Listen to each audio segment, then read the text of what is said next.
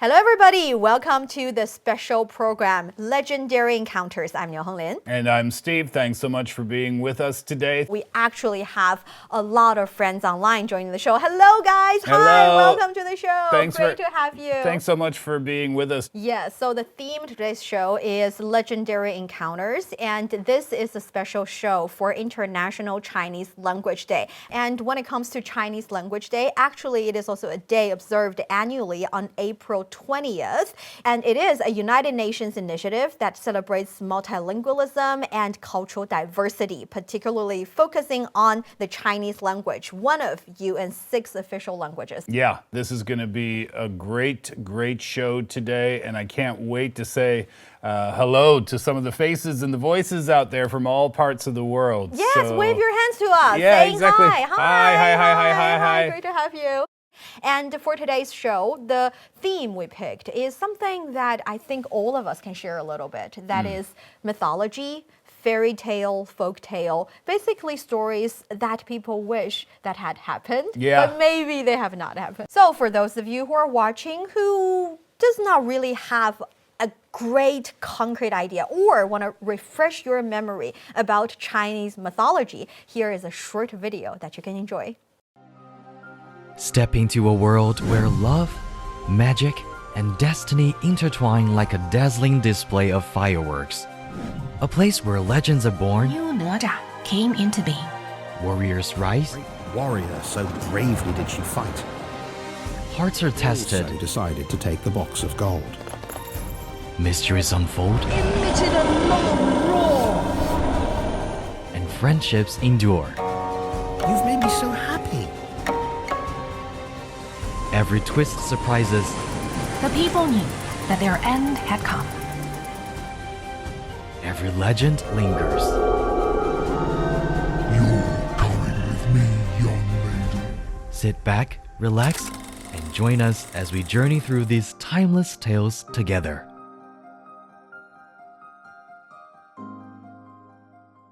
So when we were kids, like you said, these kind of stories are where imagination took us. It would be the kind of superhero that touches us a lot.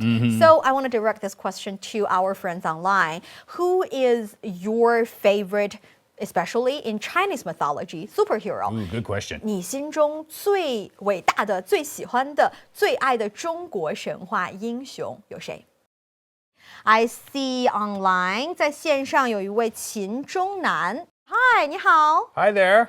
大家好，其实我读过很多关于中国神话，尤其是在中国北京，去了拍一个节目，就关于中国的这个孙悟空啊，我很喜欢他。谢谢，我觉得这是一个非常好的回答。 Thanks for talking with us today. 那我们来看有没有其他的答案，比如说我们线上还有一些其他的答案，我们来看一下下一位跟我们互动的朋友是谁。Hi，Hello， 你好。我叫李倩志，我今年9岁，我住在加拿大蒙特利尔。你最喜欢的中国英雄、神话英雄是谁啊？哪吒。哦，哪吒，为什么呢？因为我知道也不知道，我知道的是因为它可以变成火，和它有火的轮，风火轮。对，风火轮。它可以飞下来，它也可以飞上去，它可以飞，它很棒。它不是命，它要改变它的命运。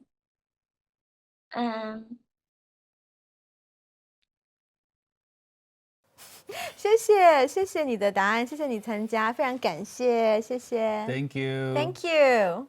Okay, so any one of you want to share? 还有哪位想要分享一下自己最喜欢的中国英雄吗？哦，Hi, Hello， 你们好。我是来自泰国的学生，叫周静海。哦，你好。我最喜欢的，你好。我最喜欢的神是妈祖，他原本是一个中国福建的一个女孩，在升为神仙前，她就勇敢救过遇到船难的父亲和哥哥，然后变成神仙后，她专门保护所有在水上旅行的人。有趣的是，泰国的麦亚南和妈祖很像，因为他们的名字翻译成中文都叫妈祖。可能因为古代中国和泰国的海上交流，就是让两个国家的信仰产生了关系。现在泰国人坐汽车或飞机时，也向妈祖寻求保护。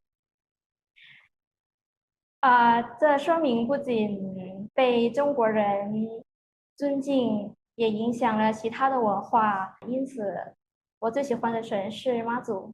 哦，你讲的非常好，感谢你讲的很清楚，而且有很多的历史渊源，而且还涉及到了不同的文化交流。我觉得可能我们做这样的节目，这样的交流的意义就在于此，我们会发现。可能一个同源的神话或者文化，随着时间的推移，在不同的地方也有了不同的发展。那当我们再一次去比较的时候，就会觉得这样的交流非常有趣，而且可以看到这个同源的故事在不同的文化土壤中生长出来的样子。非常感谢你，谢谢，这是一个很好的回答，感谢你。Anyone else want to share your favorite superhero？ 我们还有另外想要分享自己最爱的神话英雄的同学吗？嗨，你好。我最喜欢的神话就是悟空，因为Sure。因为我玩了这个游戏叫黑神话悟空，你们认识吗？ Yeah, sure. Sure. Black Myth, yeah. 太棒了，很好玩。I think it's the most popular Chinese game that's come over to the Western side of the world. I think it's put Chinese game development in such a good spot. I think we can expect to see so much from Chinese game developers now that they got like what? They got the Players Voice Award, the developers behind the game, for how good the game was, and it was able to show so many people outside of China the character of Wukong and how cool that character is. And also, I think I see a lot of similarities between me and Wukong. I think we both like to get up to a lot of mischief. So yeah, 我最喜欢 Wukong，最喜欢。我也很喜欢这个回答，因为其实，很多中国神话随着时间的推移，它会衍生出很多不同的版本，然后它也会一直在这个流行文化当中扮演很重要的角色。包括黑神话之所以能这么火爆，除了游戏设计的很好，故事也很好玩，除此之外，其实很重要的也跟它的文化的根源很相关。特别是对于中文爱好者来讲，其实悟空的确是一个文化大 IP， 所以我非常理解你对他的喜欢，我也很喜欢他。谢谢你，谢谢你。Thank you. Thank you. Likes to get in a bit of mischief, I Yeah. guess. Huh? That's what makes the character so relatable. Anyone else? See lots of hands up. Yes. Hi, 你好。Hello, 你好。大家好，我叫高俊杰，今年11岁，来自法国里昂小熊猫学校。我是那个我最喜欢的神话故事是是神农。神农啊，为什么？因为我觉得神农尝百草，因为他为了人们而牺牲，可是就是他不仅教人们怎么种五谷，还教了人们还为人们尝了很多草。你讲得很好，谢谢。小熊猫学校是吗？对。谢谢你，谢谢。嗨，你好。Hello. 我是爱尔兰的科克大学的一个学生。我的最喜欢的英雄也是后羿。我觉得他这个后羿射日这那个故事不仅是表达后羿的勇敢，也是表达他的谦虚，因为他实践这个9个太阳以后，别人要送给他礼物，但是他都拒绝了他们，因为他说这个是应该的。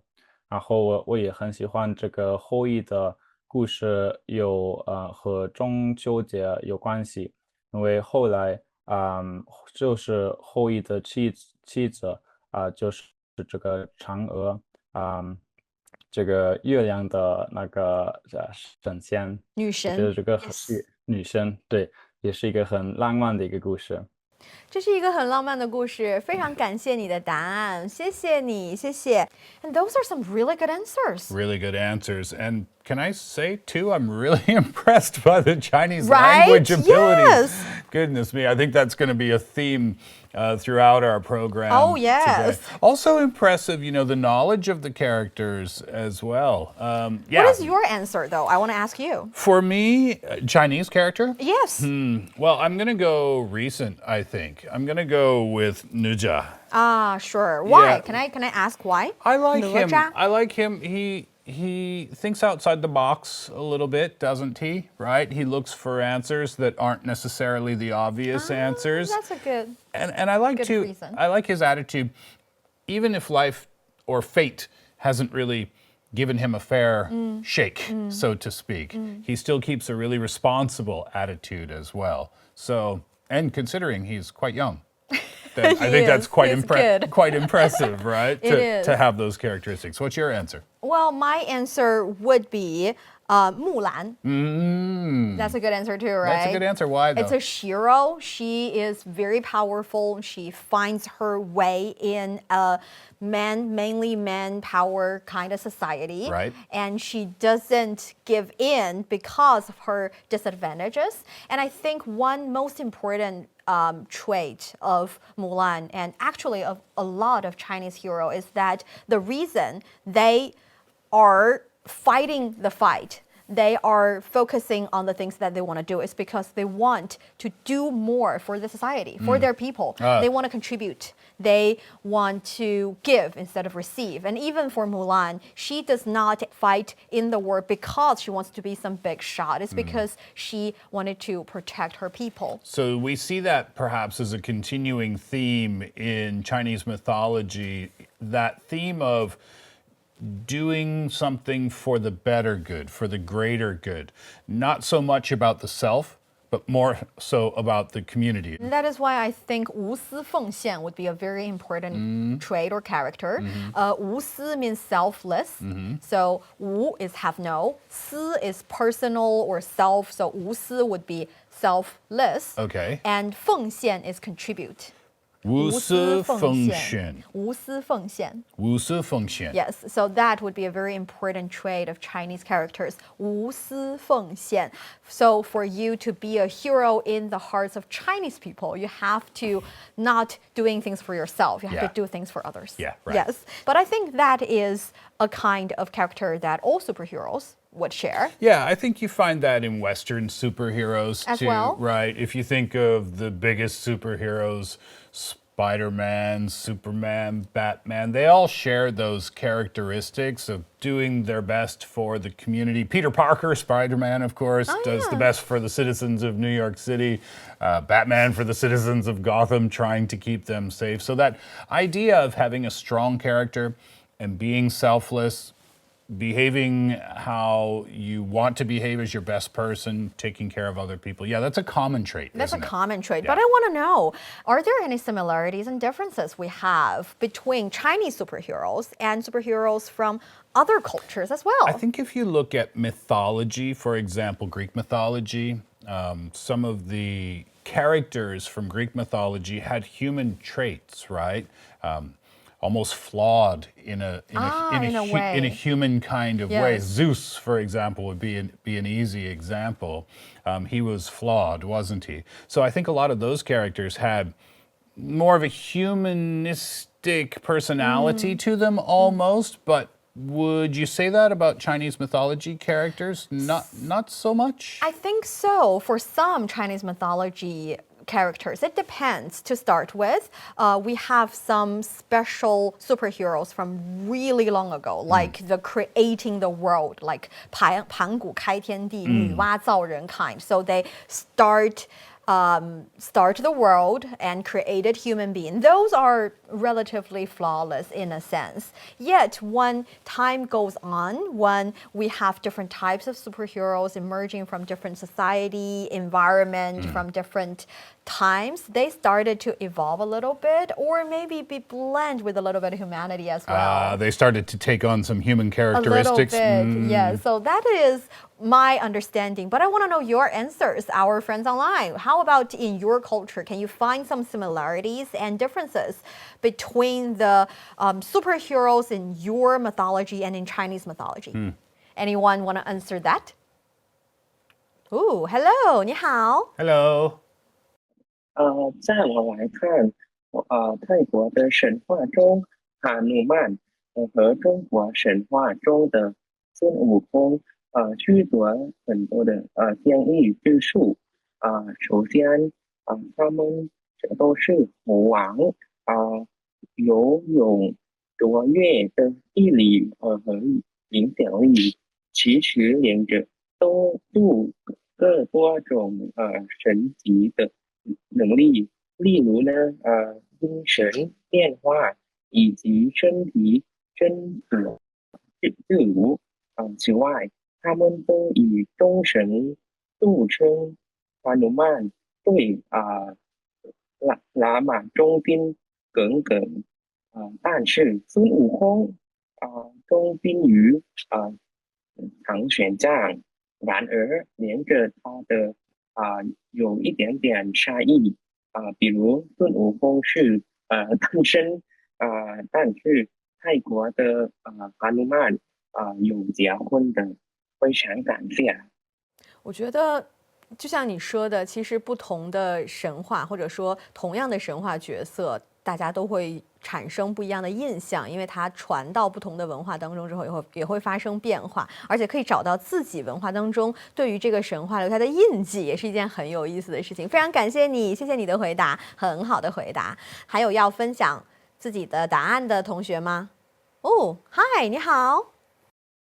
我的中文名字叫宫西美，我来自俄罗斯圣彼得堡。Hello， 你好，宫西美同学，你好。中国英雄、中国神话英雄和俄罗斯神话英雄有很多，他们很像的地方有很多，最明显的就是勇敢。俄罗斯有一个火鸟，跟中国的凤凰差不多，但是俄罗斯的火鸟是比较调皮的一个神话英雄，也不是英雄，就是人物。而凤凰只有有皇上、有皇帝在的时候会出现。火鸟喜欢吃苹果，会逃跑，反正就是很调皮。凤凰是特别，庄严。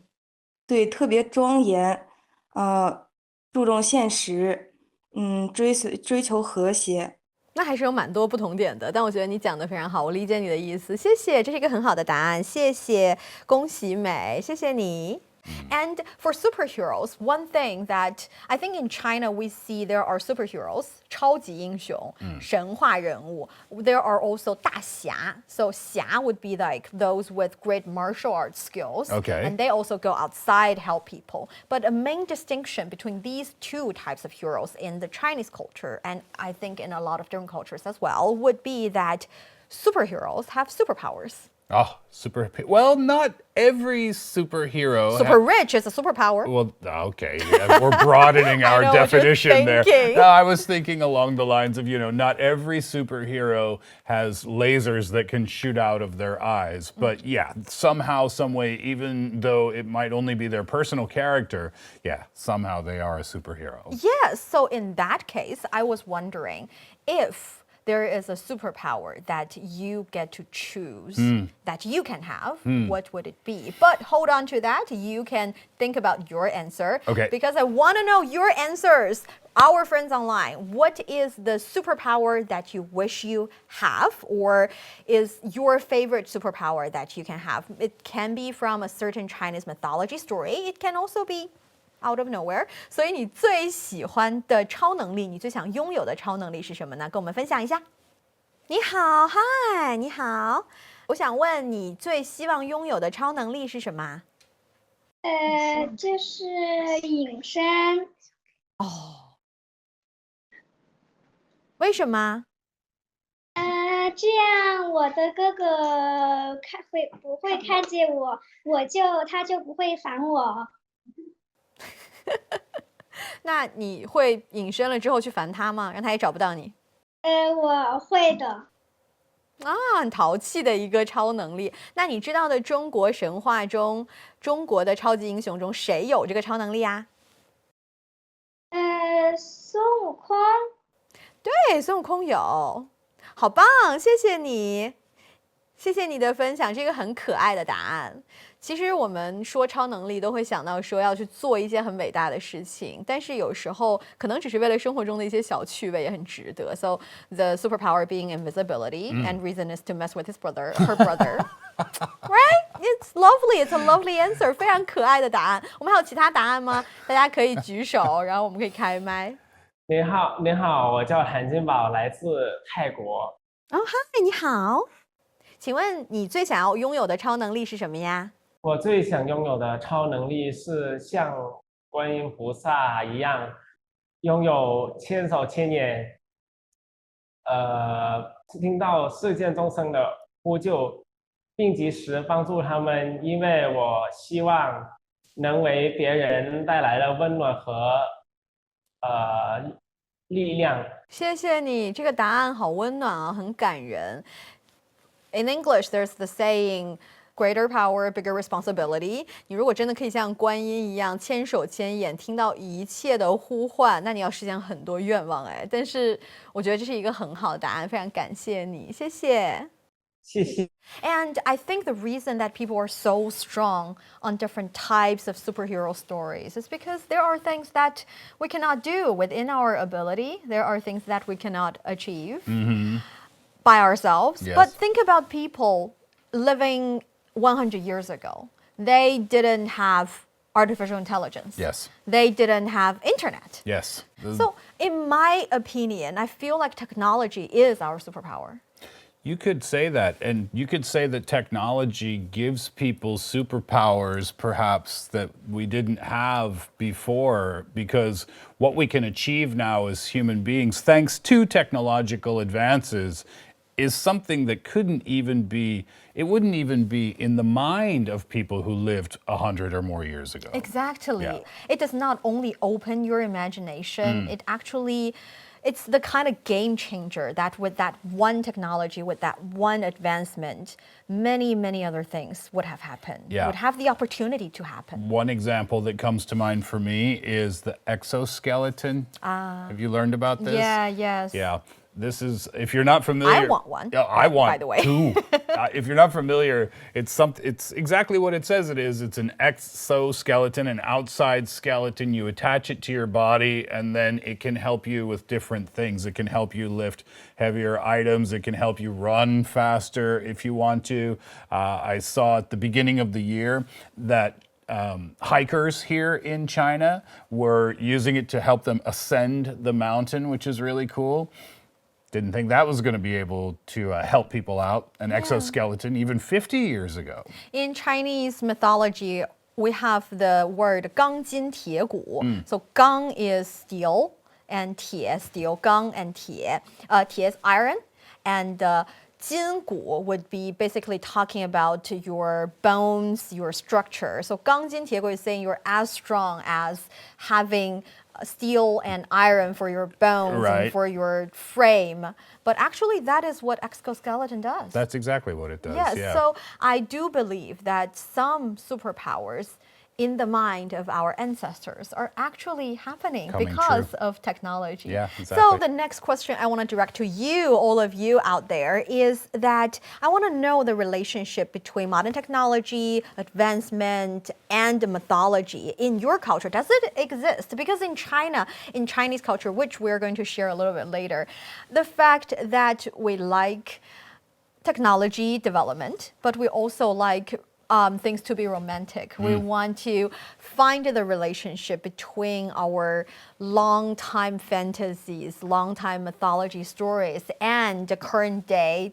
technological development. I mean, that's kind of representative of what Chinese culture is every day, right? A blend of the very old and a blend of the very, very new, and then a blend of the new stuff we haven't even dreamt of yet. Yes, and one thing or one way to do it is to name many of the projects, many of the engineering projects, as well as laboratory and technology projects, technological research projects after mythology names. Oh, yeah, right. Yeah. For example, there is the name of 鹊桥.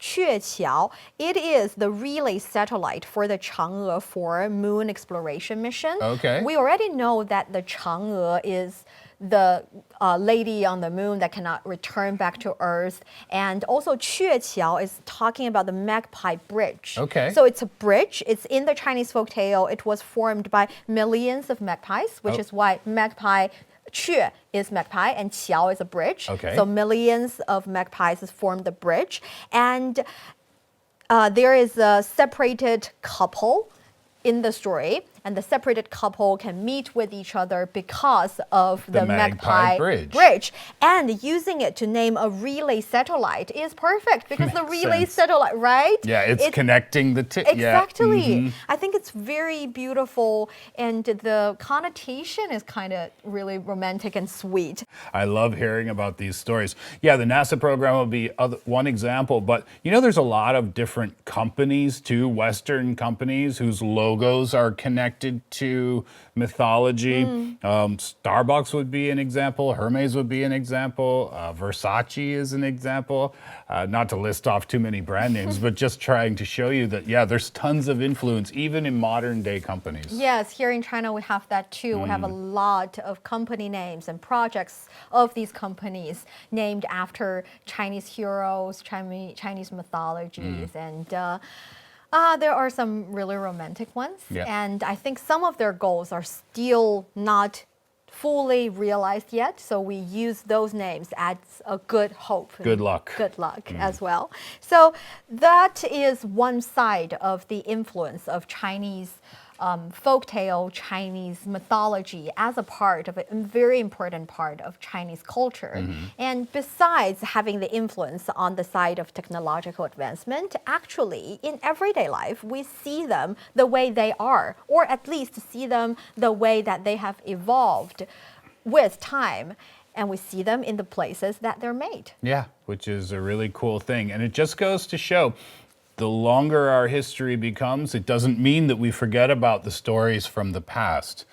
They still connect to us even in this modern day. Yes, and people, hardcore fan of these stories, of especially the adaptation of the stories in modern form. I'm talking about the Ne Zha movie. Yes. I'm talking about the Black Myth Wukong video games. These cultural products are made based on the reason that people love these mythologies quite so much. And the hardcore fans of these products would even go to places where these, for example, movies are shot, the video games are inspired from, and also the mythology was originally from. Go to these places to, for example, travel. Yeah, it's one of the really cool things about Black Myth is that it got so much attention internationally because it was such a great game, because it was the first time that China had put out a game like that. And the cool thing that maybe people saw coming or maybe didn't see coming was that afterwards, where this game got developed got a whole lot of attention, right? The area of China where it got developed, the scenes from the video game. From Shanxi province. Right. Yeah, that's my hometown. Come to China, come to Shanxi, enjoy a little bit of black myth. She wouldn't stop talking about that for a long time. But anyway, the point is, it was great for the local tourism, for the local economy, people visiting there who love the game, and it just goes to show how a story from a video game can have such a huge impact on the community when perhaps you couldn't see that coming. Yes, definitely. And there are actually many reasons to visit a country, to visit a city in a country. And I want to know your reasons. So tell me, if you get to choose a place that you visit next here in China, what that place would be? Ooh, good question. 你最想打卡的中国旅行目的地是哪里? Let us know if you have an answer. You can raise your hands and join the show. Share your answer with me. 我最喜欢那些有很多山的风景很漂亮的地方，所以我觉得如果我再有机会可以去中国，我要去可能云南、青海这些地方。云南、青海，哦，很好，这也都是我很想去的地方。谢谢你，谢谢你的回答。我们来看有没有其他的答案。我们之前在法国那位男孩在热情的挥手，我们给他一个机会，让他讲一下。俊杰你好，看到了你热情的挥手，讲一下你最想去哪里？我最想去四川。哦，四川，因为那边有大熊猫，然后我从来都没看过，然后我很想看。然后那边也有很多好吃的，所以我特别想去那边玩儿。非常感谢你，谢谢你的答案。那我们线上有其他朋友也有类似的答案，告诉我们你最想要打卡的中国旅行地在哪里？哦，线上有好多朋友举手，谢谢你们。我们来看一下 ，Hello， 你好。我最想去的地方就是去中国的广西，有那个桂林。因为那边就是那些山呢，那个水都非常的美，风景也特别好。然后有这么的一个说法，就是桂林山水甲天下，所以我就是特去那边看一下这个风景。首先，你知道桂林山水甲天下真的很棒，说明你学中文已经学到了一定的水准。另外，我也非常理解你对于自然风光的喜爱，自然风光会让我们的心灵得到净化，是在我们非常忙碌的生活当中很好的一个放松和调节的方式。桂林，广西桂林，谢谢你的答案，谢谢。我最想打卡的中国旅行地是重庆。重庆是一座非常特别的城市，它位于长江和嘉陵江的交汇处。它过3/4的地方都是山地，所以中国人又称重庆为山城。这座城市的历史也很悠久。首先我想去洪崖洞，这里有层层叠叠的吊脚楼式的建筑，仿佛一座迷宫，体验空中步行街的乐趣。此外，重庆的轻轨系统非常特别，有些线路甚至可以穿越居民楼，坐上这样的轻轨像过山车一样，肯定会让我兴奋不已。所以我想去的地方远不止这些，我想走遍这个城市的每一个角落。所以如果有机会去中国，我一定会去重庆，这座让我梦寐以求的城市。谢谢你，你的答案也讲得太好了吧！听你讲完，我都想去重庆了。怎么会这么会挑这个重庆的亮点啊？重庆的确是一座非常有魅力的城市。谢谢你的回答，希望你的答案有在其他的同学心中种草啊！种草重庆这座很好、很美丽的、很有趣的、很能够给大家留下深刻印象以及留下非同寻常的体验感的城市。而重庆还有非常好吃的火锅啊！非常想去重庆，谢谢你，谢谢。Wow, I didn't see this coming actually. I thought Beijing, Shanghai, Guangzhou would be on the list, but they're not. Yeah. That's what I was expecting too, because those are the places, those are the big name places, if you will. that people internationally tend to know about, right? Yes. But there's so many other great places in China, so many other really modern, huge cities, high-tech cities in China that maybe don't get as much attention on the international stage, but they definitely get the attention with our audience today. Oh yes, That's we have cool. Sichuan province. Yunnan. We have Yunnan. We have Guangxi, Guilin, and all of the amazing sites, natural resources, delicious food. We say 美景、美食 and 美丽的人, beautiful people for sure. Those would be good answers. There's a lot of history here in China, and when you travel around, you get a chance to discover all of it. Yes, and like Steve has already said, it's always a blend of modern time and also history of the past and present, because it is precisely because of what we did in the past that created who we are here today for the present. And that actually brings us to the end of today's show. And for those of you who are online joining today's show, thank you again. Thank you. Thank you so much. Awesome, guys. Thank you so much for taking the time to join us and be a part of this show today. We know that, time differences were a little bit tough and that made it a challenge, but it seemed like everybody was really excited. It seemed like everybody had a great time. I know I had a great time. I'm pretty sure you did as well. And hopefully we got to learn a lot of things today too. Yes, and thank you guys so much again. And for those of you who are joining us here online watching the program, if there's anything you want to say, especially the questions we asked our friends joining us online, you can also answer these questions. Who's your favorite Chinese superhero? Which is the superpower you want to have? You can leave your answers in the comment area, or you can send us email to crlearnchinese@gmail.com. And as always, follow Chinese Folktales, follow Takeaway Chinese podcast. In these programs, you get to enjoy a lot of Chinese culture, Chinese language, and Chinese fun. Follow all of it. Learn all of it. Hang out with us as much as you can. Yes, and a lot of thumbs up. And thank you so much for joining us today. We'll see you next time. Bye-bye. Thank you. Bye-bye.